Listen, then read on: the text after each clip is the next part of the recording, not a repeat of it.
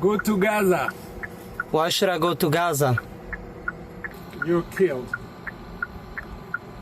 You're dying. You want me to die? You must die. Why should I die? You know why. Alexandra Bois for Ribbon News here in Montreal, and probably a lot of you saw my interview with the brother-in-law of the Jewish father who got beat up in front of his 3 children here in this park at Dickey Moore Park. But today I'm speaking with another member of the Jewish community. Why? Because those kind of incidents where we are seeing harassment, threats, or same physical assault, it's not just one-time incident. This is happening often here in Montreal. This man decided to come forward to tell his story. We kept his identity under confidentiality, and now we are inviting you to listen to him. Where should I go? Say it again. Fuck you. Where should I go? Go to Gaza. Why should I go to Gaza? Can you answer me why should I go to Gaza? Who are you? Who are you? I'm someone It was around 12 a.m. Wednesday when I approached the intersection of Park Avenue and Bernard, waiting for my turn on Bernard, a right turn to Bernard from Park Avenue. It was red. Now, I saw this couple or this guy was standing in the bus stop over there at the corner. The female was wearing whatever it's called, like the Muslim dress. So I said, you know what, I won't go completely until the intersection. I will wait a bit before until it gets green so I don't get too close to them. We shouldn't go into if there's any arguments or anything. And then so I was waiting over there with my blinkers on, of course, to take a right when this guy started to scream. It was actually the man. The female was standing aside, and when he started to scream, she even took her steps away more. So he started screaming. So what I did is I rolled until the intersection, until the corner, and I rolled out the window and I started filming, asking him. Basically, I heard him screaming, "Go to Gaza." So I started filming and asking him very politely, "Why should I go to Gaza? Why do I need to go to Gaza?" And then he repeatedly said, "Go to Gaza, you know why? You're a killer, you're a triple killer, you need to die, you need to kill," and this and that. Different harassment statements and threats. Now, as long as he didn't, when he said go to Gaza or when he said anything else, I was like, okay, that's normal, that's today, it's a normal. Unfortunately, sadly, this became a norm. So I was like, I wasn't that, okay, it's all good. You're a dog. A dog. Why? Triple dog. Why? You know why. Why? You know why. Because I'm wearing this? Go to hell. Because I'm wearing this? Go to hell. Move. Because I'm wearing this? Move.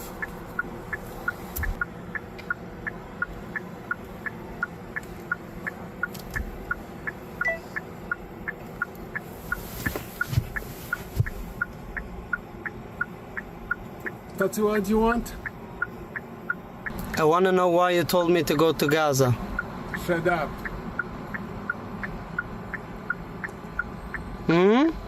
Shut up. Why should I shut up? You're killed. You're dying. You want me to die? You must die. Why should I die? You know why. Why? You know why. No, I don't. You're a killer. I'm a killer? A triple killer. Why? Move. Why am I a killer? You're disturbing us. Why am I a killer? You know why. Why? You know why.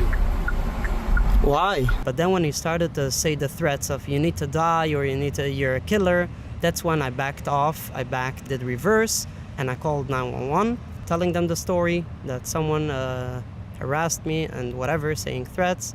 I went to park my car in my parking, and I came back, and then this woman that you can see on the video in the beginning, wearing this Muslim dress, approached me saying that she is not with him, she's not a couple with him, she's by herself and she has nothing to do with him. She was trying to tell him that he did something bad and blah blah blah. I said I all respect. I didn't raise my voice. I said I all respect and everything. I respect you as you are. I respect even him. And I don't mind if he says something. Okay, I will ignore it. But if he starts to say threat words, threat statements, this is something that is unacceptable. For me personally, I'm not afraid, but it can be offensive for other people. And I don't know what he can do in the future when he will get more, if that's what he says at night, maybe when he's more, higher or anything else, he might do something physical. You must move. Why should I move? Move. Why do I need to move? Très bien. You tell me that I need to die? Quand tu apprendras le français, on va se parler. Je parle en français. Oui. Je parle en français, oui. C'est bon, continue à déconner. C'est quoi le problème? Que je parle pas l'arabe? Continue à déconner. So I'm calling the cops and let them do what they need to do. That's it. I respect everybody and I don't have anything against anybody. Then when he heard this, that basically police is on the way, he right away jumped onto the street and stopped a taxi and started going into the taxi. So I approached the taxi and very politely, very calmly, I told the taxi driver, look, this guy did something bad. Police is on the way. You can do whatever you want since you're a taxi. You don't need to be any whatever. I'm just telling you that if police pulls you over, you should know why it is. I took a picture of your car, of your plate and everything. Whatever, we're waiting for the police. But you can do whatever you want. This taxi driver answered. I'm just a driver, I'll do whatever I want. And he took him in the car and he just pressed gas, leaving on quite high speed. 30 seconds later, after he left, police showed up. I told them, they were like, yeah, that's not accepted and this and that. So they took the information. They took a picture, my picture that I took from the taxi. They asked me the directions they're going to try to locate. And they gave me a call ID, a card, whatever, that I should, with the email address where I should send the video evidence from this incident. And that was about it. And since then, did you heard anything back from the police or the investigation? Did they found someone? So the truth is, I wasn't really that concerned, like that I need to hear back anything. It was more the part of reporting it. So basically, it's in their file, so they have, in case if something else happens to this guy, with this guy, or whatever, it's filed somewhere, it's stored somewhere, so they have the knowledge. I did my part. Me personally, I'm not a guy that feels that is afraid walking in the streets at night or so. I feel I can defend myself, kind of. So, but I felt for the community, for the other people, this one shouldn't happen again, and it should be reported. That's why I called the police and made sure it's been reported. For the people who don't know, how often those kind of incident is happening here in the Jewish community? Because you probably speak with other members of the community. Quite a lot since October 7, 2023, the invasion from Hamas, that we keep on hearing this Free Palestine screaming on people in the community. Quite often, Free Palestine, these kind of stuff, but not really threat words. Me personally, it was the first time actually that I got screamed on, like, you need to die or any threats. Mm-hmm. But Free Palestine I got quite often, yes. Do you feel that it's increasing the insecurity that the Jewish community are experiencing? Do you feel that there is a recent increase? So definitely there is an increase in a lot of kind of stuff. It's a cause of multiple, in my opinion. I'm not the biggest politician or the biggest, but in my opinion, it's the part of the liberal part which causes certain things, escalations to happen in Montreal, in Canada, in Montreal especially. This is something that you keep on hearing from everyone that knows about Montreal or about Canada, that things are escalating. I think less that the police is the one that is the blame, because the police, unfortunately, the only thing they can do is do the arrest maximum, but they have their headquarters and court or whatever it is. The laws are very, very loose and liberalized, kind of. So basically, they do their part, and then they just this guy reaches the streets back in just 1 or 2 days with no problem. I actually had recently a speak with one of the officers. I'm someone that is a lot on the streets and a lot of kind of scenes. I had a talk with one of the police officers, and he told me one of his trickiest parts as an officer, even though sometimes he's risking his life, or that's not his trickiest part. His trickiest part is probably the part that when he's getting called and he needs to do an investigation, working hours and hours on paperwork, following cameras, trying to do everything, and day and night, and finally he gets to get the guy, and after hours of work, actually board work, let's call it that way, and after 2 days he receives a call, and he responds, and he sees the same guy that he was working hours and hours to get him back on the streets. That's his trickiest part, and that's the part that I feel is the mostly escalating, more than the part of just the officers. The individual officers are a lot nice officers. There are some that can use adjustments. The bigger headquarters from the police are also quite nice with the community, quite cooperating, in my opinion. But of course the government and all these the bigger ones.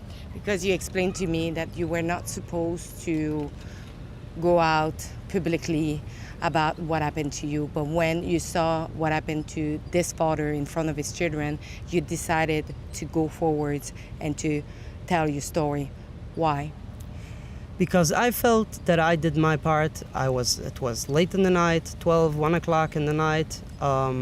Okay, this could be a crazy guy or whatever. It's still not justified what he said. But, I'll report it, I'll do my part, I'll give it over for the police. They should do whatever they need to do.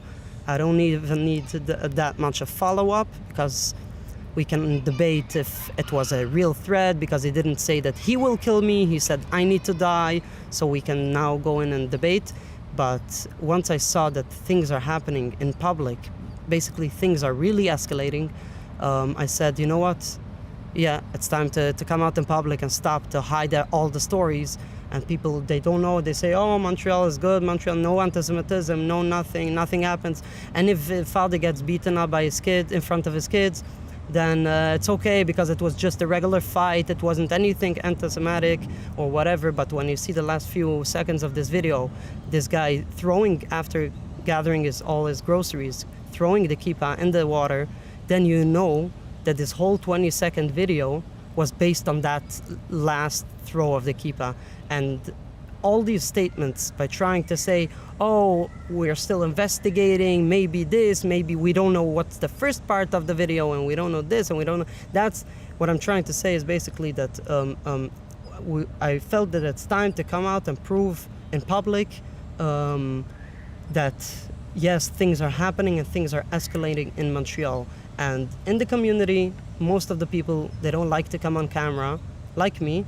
There's most others, they don't like to come on camera in public, and that's why all the stories are being saved within the community, being kept within the community, and nothing is going out in public.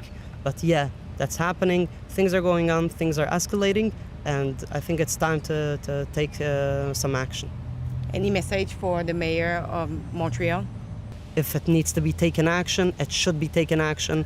She should come out very strongly and very powerful regarding this subject, and without letting it happen.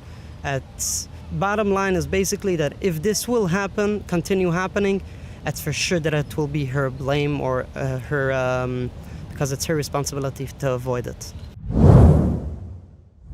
At Rebel News, we believe that if someone is here in Canada, is not a Canadian citizen, and is out on the street calling for the death of Jews or calling for intifada and committing crimes or vandalism, this person should be deported back in their country.